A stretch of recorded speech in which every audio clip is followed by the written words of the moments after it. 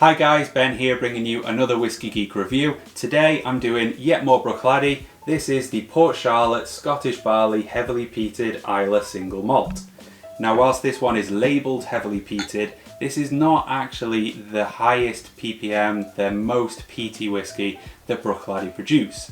On that one distillery they make Bruichladdich, Port Charlotte and Octomore. Octomore being 80 ppm plus, Bruichladdich being unpeated, and the Port Charlotte sitting in the middle at about 40 ppm. But one thing you've really got to consider and keep in mind is that a ppm measurement is at the very beginning, it's the mash bill, and the style and design of the equipment has just as much if not more of an influence on how peaty the whisky that you drink actually is. And in the case of Bruichladdich, they have these tall, thin, Victorian style stills, and that just so happens to mean that they lose about 2/3 of the phenolic content. So whilst this is labelled heavily peated, it actually comes out fairly mildly peated. So the Port Charlotte name comes from the local port, which is historically where they used to receive materials and ship their whisky away.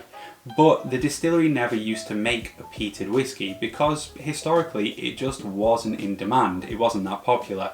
But when Bruichladdich got restarted, the demand was on the increase, so Bruichladdich intelligently wanted to get in on some of that action. They wanted to start making a typical Islay smoky whisky, which is where Port Charlotte and Octomore came from. It was a thought experiment which started as very small batches just to test it, and it kind of built momentum from there.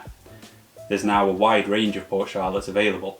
So let's go in and take a quick look at the packaging here, which does hold some useful information. Firstly, it's unchill filtered and colouring free. It's bottled at 50% ABV, peated to 40 ppm, and it's bottled using Islay spring water from the Octomore farm. So there's a decent amount of integrity to the information they're giving us here. It's just missing an age statement, and you've got to presume that that is because this is fairly young spirit. This has now been superseded by the Port Charlotte 10-year age statement, but this is one of the first expressions that was available from the Port Charlotte brand. Now going in to take a quick look at the colour of this one, it's a nice crisp clean gold colour, about a shade 4 or Suave. But let's move on to the important bits and give this one a nose. So straight away you're hit with this solventy tone. It's got a bit of a bite to it, and that's linked to kind of a sharp vinous note. It's kind of like a white wine vinegar.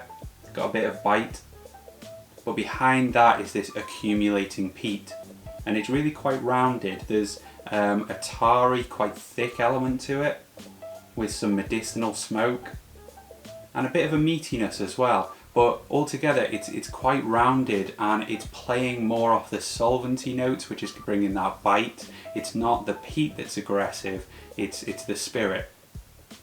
But then cutting through that peat, pushing behind it, you get some dry grass notes, resinous wood, almost a touch like tired casks.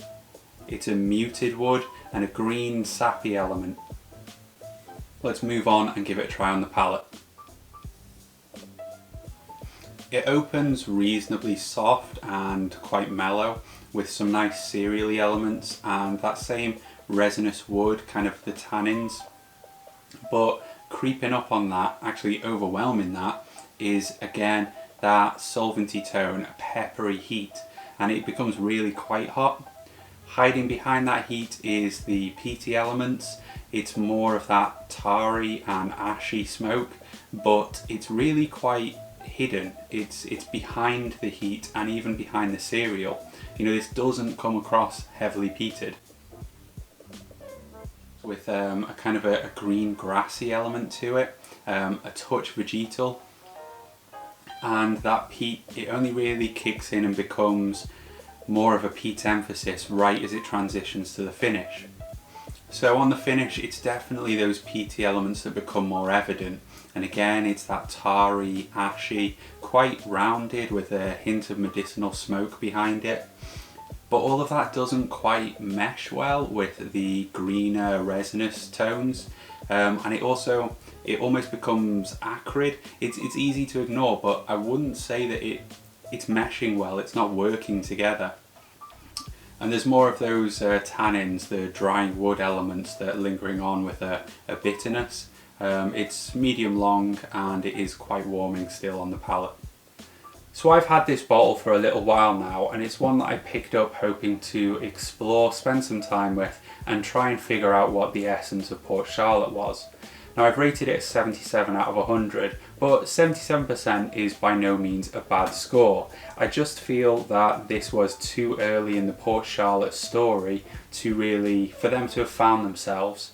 So for me, it doesn't quite live up to the heavily peated name, and I am always a little bit dubious when things are called smokehead, peat monster, or labelled heavily peated, that it's not just a marketing gimmick to try and draw people in.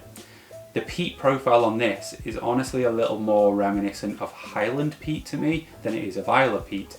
It's kind of subdued and in the background rather than being showcased. Now it's certainly enjoyable, but it's quite simple, and I have a feeling that the youth is maybe showing through, because that heat, the pepper, the prickle, the tannins, they're all a little bit too evident and squashing all of the finesse in the cereals and in the peat influence. So it's just a little bit lopsided for me. I have tried adding water to this one to try and diminish some of that heat, but I wasn't quite sure it was improving things. I took it all the way down to 43%, and the nose was seriously diminished, although the palate was a little bit easier going, but all of the subtleties, the flavours behind it, they also petered out, so it wasn't really improved. So for me, neat is still the way to go. So cheers for watching, guys, and joining me for another whiskey review. I hope you've enjoyed it. If you have, please chuck a like and a comment below. It really helps, and consider subscribing for more whiskey content. Cheers.